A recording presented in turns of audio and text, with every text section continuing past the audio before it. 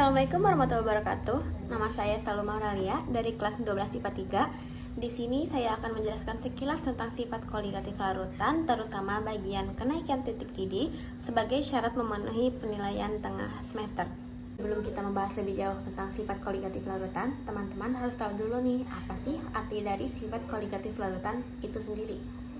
Sifat koligatif larutan itu adalah sifat larutan yang tidak bergantung dari jenis zat terlarutnya, melainkan hanya bergantung kepada konsentrasi zat terlarut tersebut. Jadi, dapat disimpulkan bahwa semakin banyak zat terlarut, maka semakin besar sifat koligatif larutan tersebut. Jadi, sifat koligatif larutan itu memandang dari kuantitasnya, bukan dari kualitasnya, seperti warna dan sebagainya. Jadi, kuantitas itu seberapa banyak dan konsentrasi dari zat terlarut tersebut. Sifat koligatif larutan itu sendiri dibagi menjadi 4. Yang pertama ada penurunan tekanan uap atau biasa dilambangkan dengan delta P. Yang kedua penurunan titik beku yang biasa dilambangkan dengan delta TF. Yang ketiga ada kenaikan titik didih yang biasa dilambangkan dengan delta TB. Dan yang terakhir adalah tekanan osmotik dengan lambang Pi. Seperti sebelumnya, saya hanya akan menjelaskan mengenai kenaikan titik didih. Sebelumnya, kenaikan titik didih adalah suhu yang terbentuk ketika besar tekanan uap sebuah zat cair sama dengan tekanan eksternal yang dialami oleh cairan tersebut, atau kondisi ketika sebuah zat pelarut atau sebuah larutan berada pada kondisi mendidih yang menyebabkan terjadinya penguapan pada seluruh bagian zat pelarut atau larutan tersebut. Perlu diketahui juga, titik didih air tidak selalu 100 derajat Celcius, bergantung kepada lokasi di mana air tersebut dididihkan. Lalu, ada dua perbedaan rumus untuk menghitung kenaikan titik didih. Yang pertama, kenaikan titik didih pada larutan elektrolit, yang kedua pada larutan non-elektrolit. Sebelumnya, larutan elektrolit dan non-elektrolit ini mempunyai perbedaan.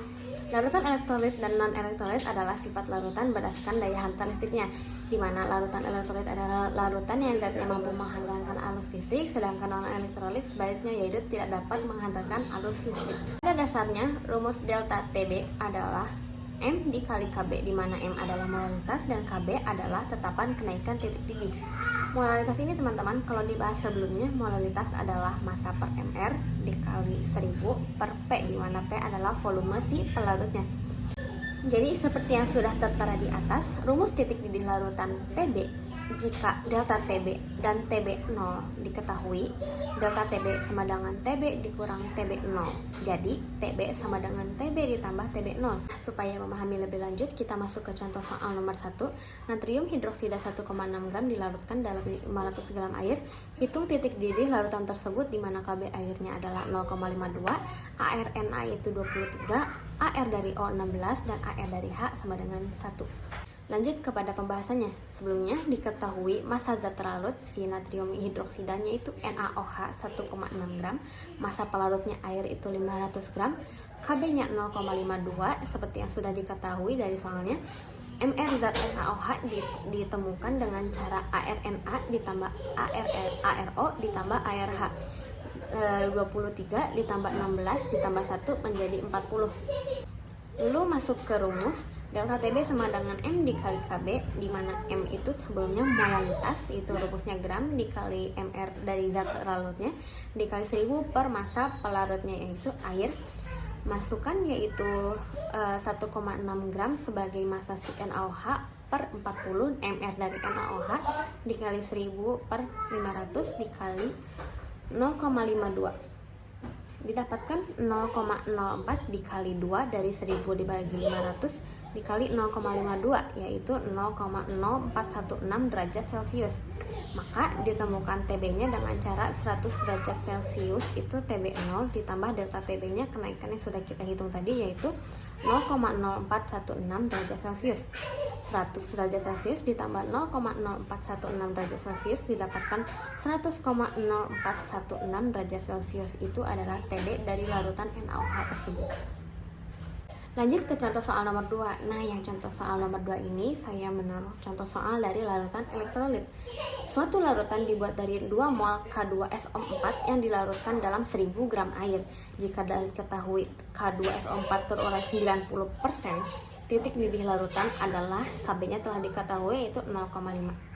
Patut diketahui dahulu bahwa pada konsentrasi yang sama, semakin elektrolit suatu zat terlarut, maka titik didih larutannya pun semakin tinggi. Itu merupakan fakta dari kenaikan titik didih jika larutannya berasal dari larutan elektrolit. Dalam rumus ada perbedaan sedikit dari larutan non-elektrolit dengan larutan elektrolit. Jika larutan elektrolit maka ditambahkan rumus faktor Van Hoff, di mana faktor Van Hoff adalah ukuran efek zat terlarut terhadap sifat koligatif seperti tekanan osmotik, penurunan relatif tekanan uap, kenaikan titik didih, dan penurunan titik yang kita akan itu adalah kenaikan titik didih. Lalu lanjut ke pembahasannya saja. K2SO4 jika direaksikan menjadi 2K+ ditambah SO4 2-. Kita akan mencari jumlah ionnya dulu. Jumlah ionnya itu dihitung dari koefisien dari K dan koefisien dari SO4 2-. K juga memiliki dua koefisien, jadi K-nya berjumlah 2 dan SO4 2- hanya memiliki 1. Jadi jumlah ionnya 2 ditambah 1 sama dengan 3. 90% di sini adalah seberapa terlarut dari zat terlarut tersebut, itu 90% terionisasi. Jadi 90% dapatkan 0,9 karena 90 per 100. P-nya adalah massa dari pelarutnya 1000, Kb 0,5 tetapannya, N sama dengan 2 mol. Terlihat perbedaan rumus dari larutan non-elektrolit dan larutan elektrolit. Jika larutan elektrolit maka ditambahkan rumus faktor Van Hoff. Delta Tb sama dengan M dikali Kb dikali I, di mana I adalah 1 ditambah N min A dikali alfa. M-nya sudah diketahui tadi, mol itu sama dengan yang N tadi, 2. Jadi delta Tb sama dengan mol dikali 1000 per P dikali Kb dikali 1 ditambah N min 1 dikali alfa. Lanjut, delta Tb sama dengan 2. 2 adalah jumlah mol dari yang kita hitung dari massa per mR dari zat terlarut tersebut, dikali 1000 per 1000 dikali 0,5 yaitu dari Kb-nya tetapannya, ditambah 1 dikali 1 ditambah 3 min 1, 3 itu dari jumlah ion tadi, 3 min 1, 0,9 itu seberapa trionisasi dari zat tersebut, sama dengan 2,8 derajat Celcius. Maka ditemukan Tb sama dengan 100 derajat Celcius ditambah 2,8 sama dengan 102,8 derajat Celcius. Jadi titik didih larutan sebesar 102,8 derajat Celcius. Sekian video singkat tentang kenaikan titik didih dari sifat koligatif larutan yang bisa saya jelaskan. Kurang lebihnya mohon maaf, semoga dapat dimengerti ya teman-teman. Wassalamualaikum warahmatullahi wabarakatuh.